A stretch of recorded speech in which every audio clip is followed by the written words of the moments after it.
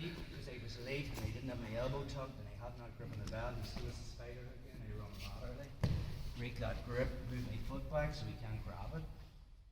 Make this. So some of these were trying to go for this first. It's easier to get past a straight leg than a bent leg. So I really want to make that grip and pull this leg back. Now I have a straight line into them. But again, if I'm coming underneath going for the over-under and Carl keeps this leg glued to the mat, I can't come under to make my grip on the lapel. I need another move from here, so I'm just going to go into the folding pass or the side smash position.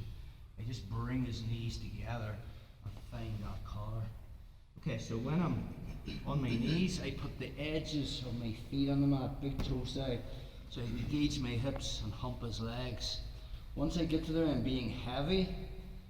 Okay, and from that position now, I'm going to start to try and free this hand. That's why I keep the collar grip.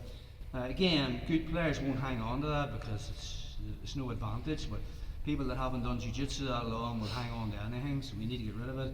Again, I can start to use my head in the throat, pull this out. This hand's coming up and grabbing the collar. Now I don't care whether Carl has an underhook on me or whether that arm is over the shoulder, it doesn't really matter. I have this grip, or it could be tucked in here, it doesn't really matter.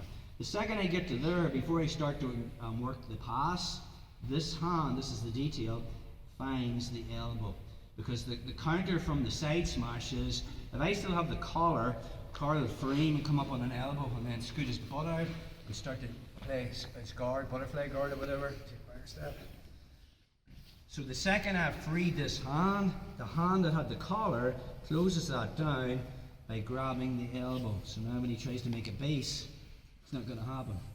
So now, again, somebody's covered this before, I want to pass to Carl's left side, so I'm going to use my right foot to cover both legs so I can backstep and I don't get snagged in half guard. So the second I step over to here, if I was not controlling this and had the collar, Carl has two movements. He can turn away from me, and he's in the turtle, take a back step, or he can turn into me and put me back in the guard. So the second I get to there, we still had that elbow grip. So when Carl tries to turn away from me, I just raise that elbow. Box principle, we covered this before. Okay, I can stop Carl from turning away from me by pulling up on the far side or pinning the near side. But the weakness in that is, if I'm sleeping and I keep pulling up on this, Carl can turn into me and put me back in the guard. So this is where we need to be aware that he can turn two directions.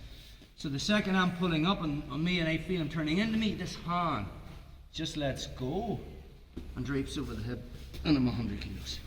So really, if you kind of have those three routes that he can go down in your head, you'll be able to close it down and you'll have the pass.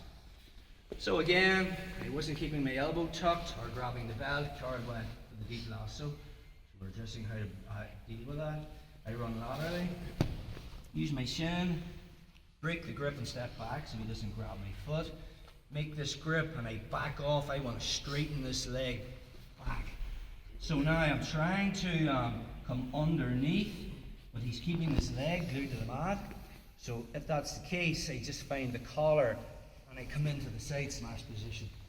So I'm just pinning his knees together. He still has this grip.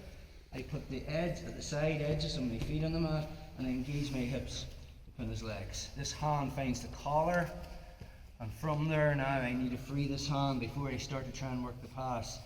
So again, if he's still adamant and holding on to this, we're just going to use our head on the throat, push in, hand comes over, make the grip on the collar. Doesn't matter what he's doing with this arm, it's not important. The important part is I switch this grip from the collar to the elbow.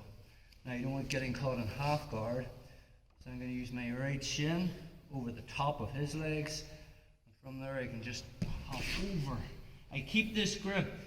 If he does nothing, I just move into side control. If he tries to roll away from me, he can't, and I move into side control. But if I feel him turning into me, that hand comes back and I put pressure on him. One more time on that.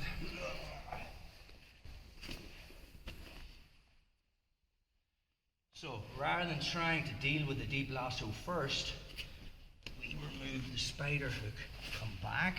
He's keeping this glued, so I make the grip on the collar and I move in the side smash or the folding pass. Now I need to get rid of this grip on my sleeve, stick my head on the throat, come around, grab the back of the collar and the elbow. Use my shin to cover both his legs, and then I can just hop to the side. He can't turn away from me.